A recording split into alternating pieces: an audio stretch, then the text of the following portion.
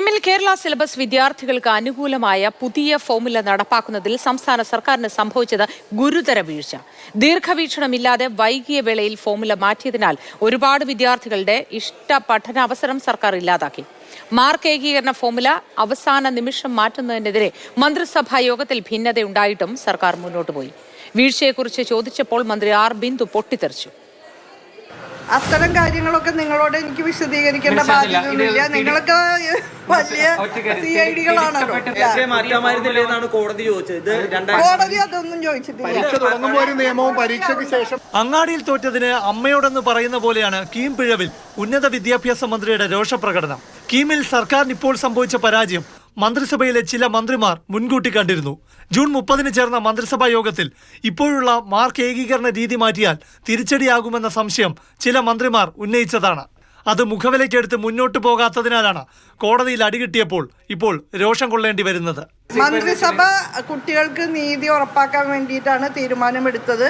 അത് വളരെ ശാസ്ത്രീയമായിട്ടുള്ള ഫോർമുലയെ മുൻനിർത്തി തന്നെയാണ്. അതിലിപ്പോഴും യാതൊരു സംശയവും എന്നെ സംബന്ധിച്ചിടത്തോളം ഇല്ല. കീം റാങ്ക് പട്ടികയ്ക്കുള്ള നിലവിലെ മാർക്ക് ഏകീകരണ രീതിയിൽ കേരള സിലബസ് വിദ്യാർത്ഥികൾ പിന്നിലാകുമെന്ന ആശങ്ക വിദ്യാർത്ഥികളും രക്ഷിതാക്കളും ഏറെ നാൾ മുൻപ് ഉന്നയിച്ചതാണ്. പുതിയ ഫോർമുല പ്രകാരമുള്ള കീം റാങ്ക് പട്ടിക ഹൈക്കോടതി റദ്ദാക്കി പഴയ മാർക്ക് ഏകീകരണത്തിലുള്ള പട്ടിക വന്നപ്പോൾ 5ാം റാങ്ക് ഉണ്ടായിരുന്ന CBSE വിദ്യാർത്ഥി 1ാം റാങ്കുകാരനായി. കേരള സിലബസുകാർ പിന്നിലായി. ആദ്യ റാങ്ക് ലിസ്റ്റിൽ ഉയർന്ന റാങ്ക് ഉണ്ടായിരുന്ന വിദ്യാർത്ഥികൾ പലരും അഖിലേന്ത്യാ റാങ്ക് ലിസ്റ്റിലെ നല്ല അവസരം ഒഴിവാക്കി കാത്തിരുന്നു. ഇപ്പോഴിതാ പഴയ ഫോർമുലയിലെ പട്ടിക വന്നപ്പോൾ പ്രതീക്ഷിച്ച കോളേജിൽ ഇഷ്ടവിഷയം പഠിക്കാൻ കഴിയാത്ത അവസ്ഥയുമായി. മണിപ്പാൽ ഇൻസ്റ്റിറ്റ്യൂട്ട് ഓഫ് ടെക്നോളജിയിൽ ചേർന്നു. നമ്മൾ 5.5 ലക്ഷം രൂപ ഇവിടെ ഫീസ് അടിച്ചു ഒരു കൊല്ലത്തേക്ക്. അപ്പോഴാണ് കീമിൻ്റെ റിസൾട്ട് വരുന്നത്. കീമിൻ്റെ റിസൾട്ട് വന്നപ്പോൾ നമുക്ക് ഇവിടെ തന്നെ കേരളത്തിലെ 1-2 പ്രധാനപ്പെട്ട കോളേജുകളിൽ കിട്ടുമെന്നുള്ളതുകൊണ്ട് നമ്മൾ ആ സീറ്റ് ഒഴിവാക്കി ഡിസ്കണ്ടിന്യൂഷൻ കൊടുത്ത്, അതും നമ്മൾ കീമിൻ്റെ റിസൾട്ട് വന്ന് ഒരാഴ്ച വെയിറ്റ് ചെയ്തതിന് ശേഷമാണ് അവിടെ പോയിട്ട് സീറ്റ് ക്യാൻസൽ ചെയ്യുന്നത്. ഇപ്പോൾ തിരിച്ചു വന്നപ്പോൾ ഇതും ക്യാൻസലായി. അപ്പോൾ ഈ കുട്ടികളുടെ ഫലത്തിൽ എന്തായി, പിന്നെ എവിടെയല്ലാത്ത രൂപത്തിലേക്കായി. പുതിയ മാർക്ക് ഏകീകരണ ഫോർമുല നേരത്തെ തയ്യാറാക്കി പ്രോസ്പെക്ടസ് പുറത്തിറക്കാത്ത ഉന്നത വിദ്യാഭ്യാസ വകുപ്പ് തന്നെയാണ് പ്രതിസ്ഥാനത്ത്. ജൂലൈ 1-നാണ് കീം റാങ്ക് പട്ടിക പുറത്തിറക്കിയത്.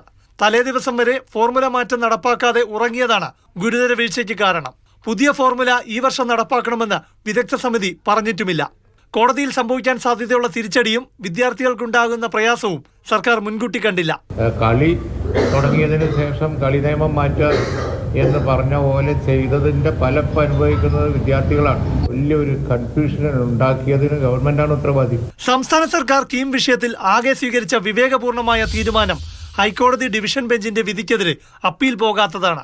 അയൽ സംസ്ഥാനങ്ങളിൽ എഞ്ചിനീയറിംഗ് പ്രവേശന സമയമായതിനാൽ അപ്പീലുമായി വീണ്ടും കോടതി കയറിയാൽ വിദ്യാർത്ഥികൾക്ക് ഇവിടെയും അവിടെയും ഇല്ലെന്ന അവസ്ഥ വരും. ഫോർമുല മാറ്റത്തെക്കുറിച്ച് പറയുമ്പോഴും CBSE പഠിച്ച വിദ്യാർത്ഥികളും കേരളത്തിലെ കുട്ടികളാണ്, മിടുക്കരാണ്. നീറ്റ് മാതൃകയിൽ +2 മാർക്ക് മാനദണ്ഡമാക്കാതെ എല്ലാ സിലബസിലെയും വിദ്യാർത്ഥികളെ ഉൾക്കൊള്ളുന്ന റാങ്ക് മാനദണ്ഡമാണ് കീമിൽ വേണ്ടത്. പ്രശാന്ത് കൃഷ്ണ, മാതൃഭൂമി ന്യൂസ്, തിരുവനന്തപുരം.